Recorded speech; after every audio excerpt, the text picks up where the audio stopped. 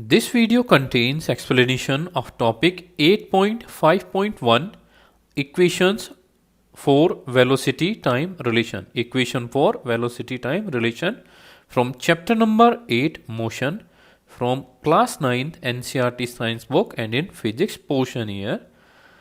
So let us consider the velocity time graph of an object that moves under uniform acceleration as shown in this figure 8.8.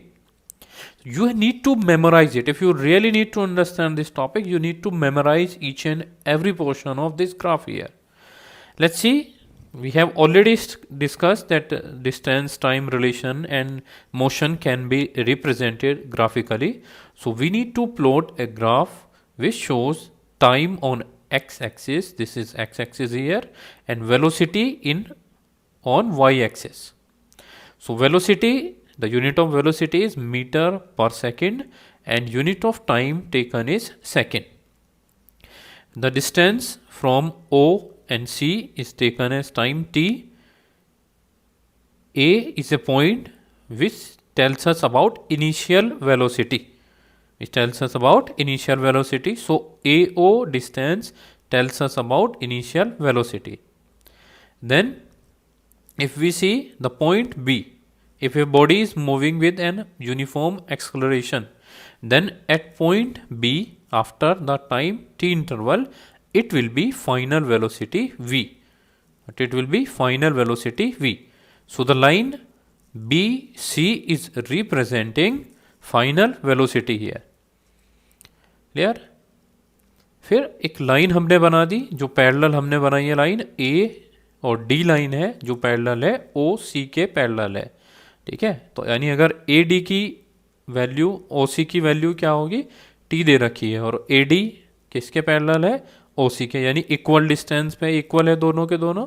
Graph से हमें यही पता चल रहा है. तो जितना ए डी का होगा वैल्यू उतनी ओ सी की होती है, जितनी ओ सी की है उतनी ए डी की, यानी टी वैल्यू होगी इन दोनों की. ठीक है, तो this graph is the most important part because we need to derive equation on the basis of this graph here. So let's see. In this figure, u is not equal to 0. Means कि कुछ ना कुछ value ले रखी है हमने, यानी जो इनिशियल वेलोसिटी है वो हमने 0 नहीं ली है. So from this graph you can see that initial velocity of the object is u. अभी बताया था आपको कि at a point A के ऊपर क्या होती है, initial velocity क्या होगी, u होती है, and then it increases to v at point B in time t, कि वो v हो जाती है point B के ऊपर time t में.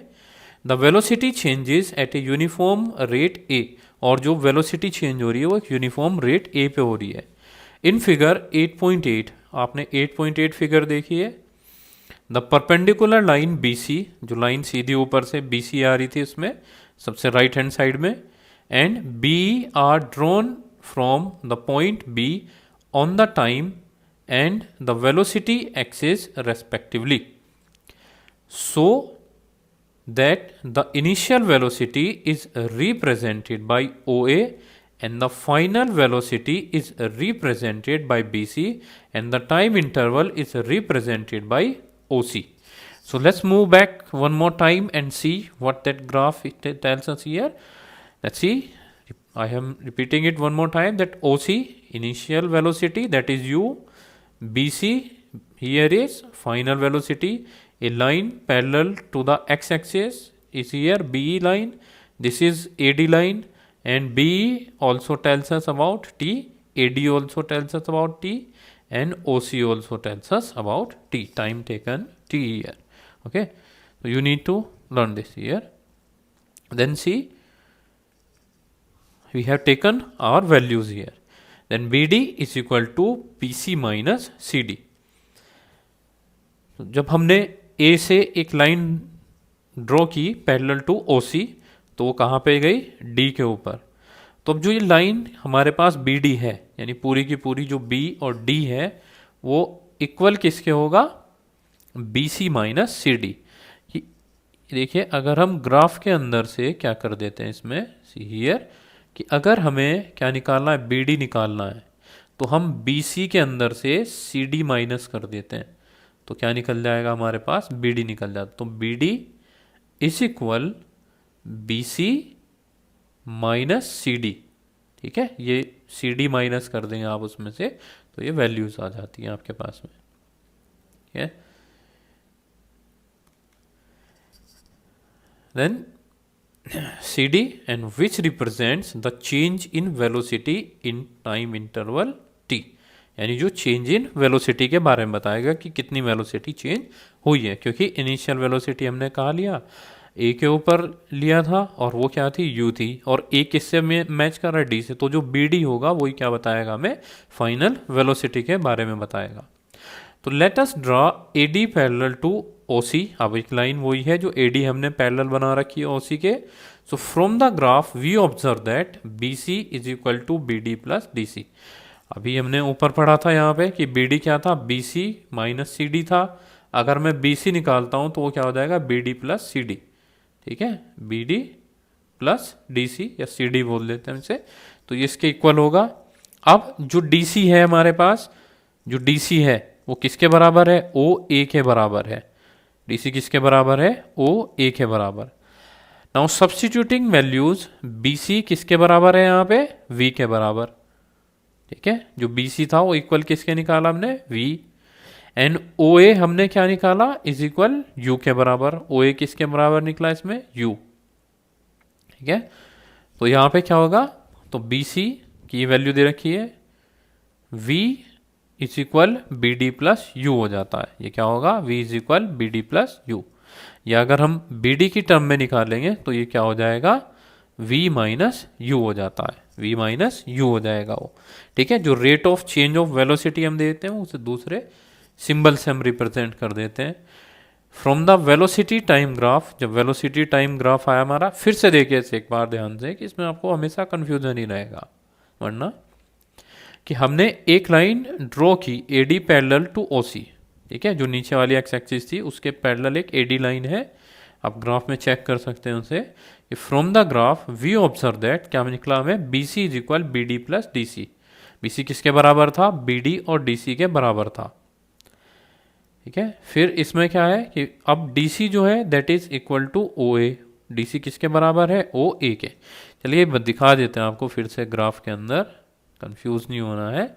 तो यहाँ पे अगर हम अल्टरनेटिवली बोलते हैं अब कि जो बी डी है, जो बी सी है पूरा, वो B D plus D C है, और यहाँ पे जो ये डी सी है वो इक्वल है ओ ए के बराबर। तो हम डी सी की जगह पे क्या लिख देते हैं, ओ ए, और हमें ओ ए की वैल्यू मालूम है, वो क्या है, यू है। ओ ए की वैल्यू क्या है, यू। ठीक है, तो इन सब में हमने वैल्यूज पुट कर दी इसके अंदर कि बी सी यहाँ पे v है और ओ ए क्या है, यहाँ पे u है।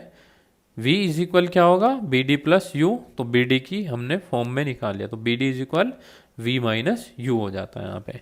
सो from the velocity time graph the acceleration of the object is given by, किसके थ्रू दे रखा है, a is equal to change in velocity upon time taken. तो चेंज इन वेलोसिटी हमें किससे मिल रहा है, बी डी से मिला हमें चेंज इन वेलोसिटी, कितना चेंज हुआ, बी डी से। और जो ए डी हमने दे रखा है, ठीक है, टाइम टेकन किससे रिप्रेजेंट हो रहा है, ए डी से। और ए डी किसके बराबर है यहाँ पे, ओ सी के बराबर, और ओ सी किसके इक्वल होता है, टी के। ठीक है, ओ सी की वैल्यू क्या है, टी पे। अगर आप एक्स एक्सिस पे चेक करेंगे तो ओ सी की वैल्यू क्या है, यहाँ पे टी आती है। Then after putting the value in this equation, A is equal to B D upon O C. ठीक है, A is equal B D upon O C, बीच की सब वैल्यूज भूल जाइए अब। तो यहाँ पे टी रखेंगे, ये ए होगा, तो बी डी बराबर क्या हो जाएगा, यहाँ पे ए टी हो जाएगा आखिर में। ठीक है, बी डी क्या हुआ यहाँ पे, ए टी। ठीक, अब हम क्या कर रहे हैं कि बी डी की वैल्यू इसके अंदर हमने क्या कर दिया है, पुट कर दी इस इक्वेशन 8.8 के अंदर। ठीक है, तो जैसे आप इक्वेशन इसमें पुट कर देते हैं तो क्या आ जाएगा, v is equal U plus A T. ठीक है, वैसे तो क्या आना चाहिए कि A T is equal V minus U. ठीक है, लेकिन जब हम इसे रीअरेंजमेंट कर देते हैं तो v is equal U plus A T आ जाता है, और ये हमारी फर्स्ट इक्वेशन ऑफ मोशन आती है। This is the explanation of first equation of motion.